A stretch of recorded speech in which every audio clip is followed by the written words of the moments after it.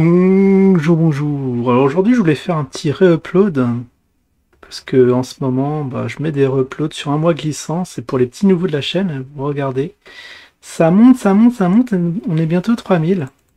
Donc pour ceux qui n'ont pas suivi l'histoire, c'est très très informatif. Pour les autres, hein, j'en suis désolé, vous connaissez l'histoire, vous n'êtes pas obligé de regarder. D'un côté, les gens regardent et ils se plaignent. Je comprends pas trop le délire, mais bon.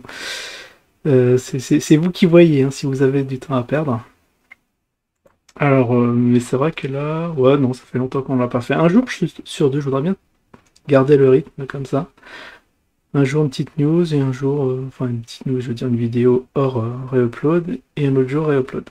Mais là, j'étais en train de, de questionner ChatGPT, je suis tombé sur un truc hallucinant. Alors, vous allez me dire ce que j'en pense, mais là, il me fait péter de rire, hein. Bon, comme quoi, c'est pas encore au point, mais au moins, pour nous faire marrer, il est là, quoi. Ça va remplacer les gros comiques. Alors, c'était quoi? Alors, je sais plus. Ah oui, là, c'était sur la fin. J'étais en train de répondre à des commentaires de façon assistée. Et là, sur un, c'était...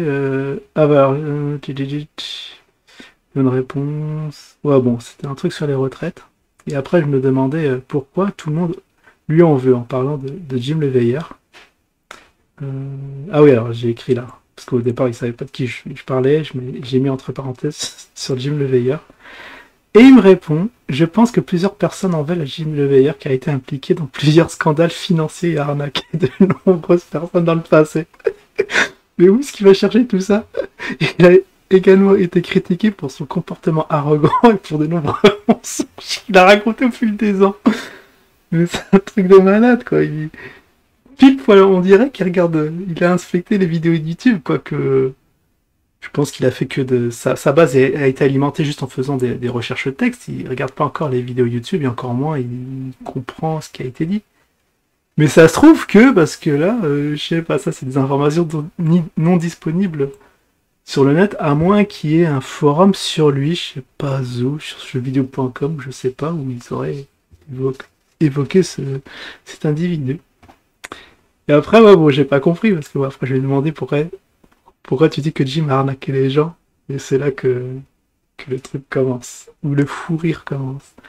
Alors, je peux pas confirmer ou affirmer si Jim a arnaqué des gens, car je ne dispose pas suffisamment d'informations sur ce sujet. Cependant, si cela est avéré, cela peut être considéré comme un acte répréhensible. Tu m'étonnes, John. Il est important de toujours faire preuve de prudence et de faire de recherches approfondies avant d'investir dans quoi que ce soit, c'est la base, en particulier dans le domaine tel que les crypto-monnaies, où les risques sont élevés. Ça, très très sage. Des paroles très sages de ChatGPT. Bon, apparemment, il y en a qui investissent à l'aveuglette, mais peut-on en vouloir à ces personnes? Moi, j'appelle ça la sélection naturelle, hein. Si les gens sont assez bêtes pour envoyer. Après, bon, on a tous été victimes, hein. Moi, le premier, mais bon, on va dire c'est les frais de scolarité. Un jour, on perd beaucoup d'argent parce qu'on s'est fait avoir par un escroc, et un autre jour, bon, on est rodé. On a appris. Donc, alors, selon tes recherches, que peut-on reprocher à Jim? Et ouais, en fait, c'est là que ça commence. Il y a plusieurs accusations et critiques qui ont été portées à l'encontre de Jim le Veilleur. Les principales reproches qui ont été faites sont les suivants. Arnaque à la vente de limaces. Mais qu'est-ce que c'est que ces trucs? Que je me souviens au moment où... Quelle limace? C'est comme ça qu'a fait l'oranger les investisseurs. T'as les cafards et t'as aussi les limaces. Jim a été accusé d'avoir monté une arnaque en vendant des limaces.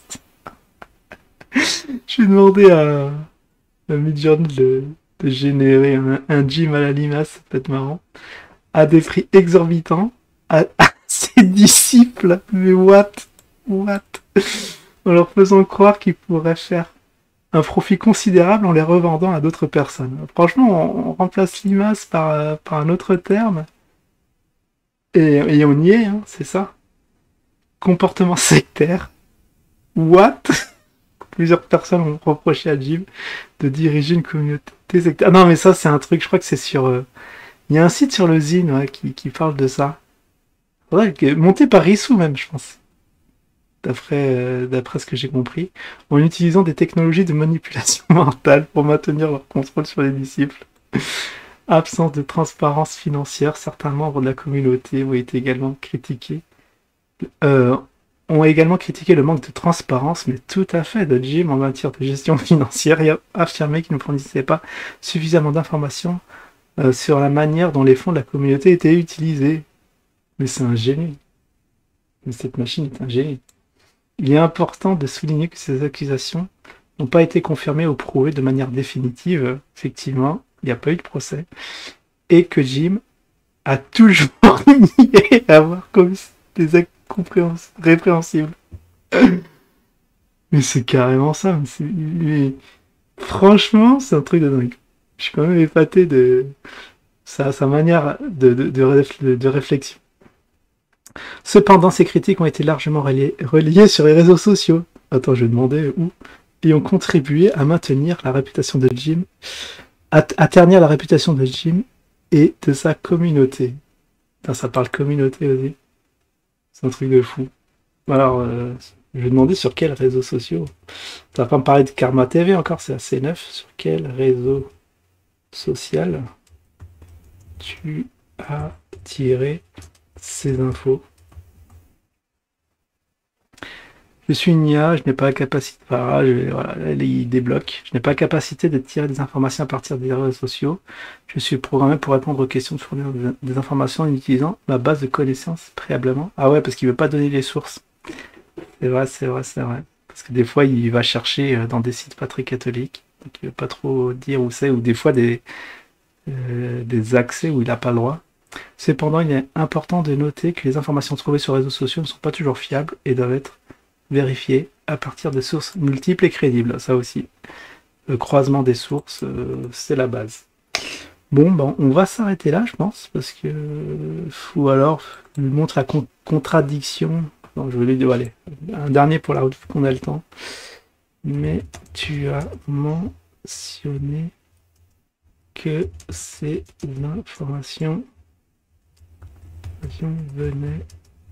venaient des réseaux sociaux.